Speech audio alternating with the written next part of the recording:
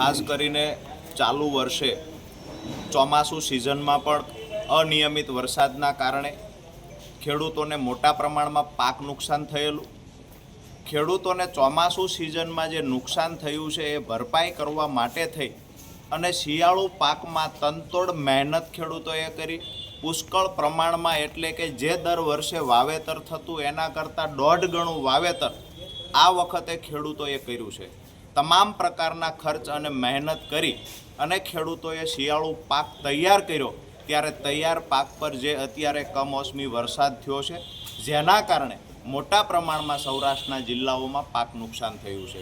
ગઈકાલે 19/3/2026ની સાંજે સૌરાષ્ટ્રના ખાસ કરી અમરેલી, ગીર સોમનાથ, સુરેન્દ્રનગર, રાજકોટ, જામનગર સહિતના જિલ્લાઓમાં જ્યાં ભારે પવન પણ ફૂંકાણો, કરા પણ પડ્યા, વરસાદ પણ થયો છે, તો જે ખેડૂતનો ખળામાં પાક તૈયાર હતો, જે ખેડૂતનો ખેતરમાં તૈયાર થયેલો પાક હતો, એના પર પાણી ફરી વળ્યું.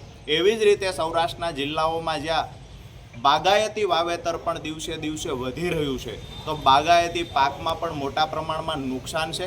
ત્યારે આજે અમે અમરેલી કલેક્ટર મારફતે મુખ્યમંત્રી અને કૃષિ મંત્રીને આવેદનપત્ર પાઠવ્યું છે કે તાત્કાલિક અસરથી સર્વે કરવામાં આવે અને ખેડૂતોને જે પાક નુકસાન થયું છે એ પાક નુકસાનનું વળતર તાત્કાલિક અસરથી ખેડૂતને ચૂકવવામાં આવે.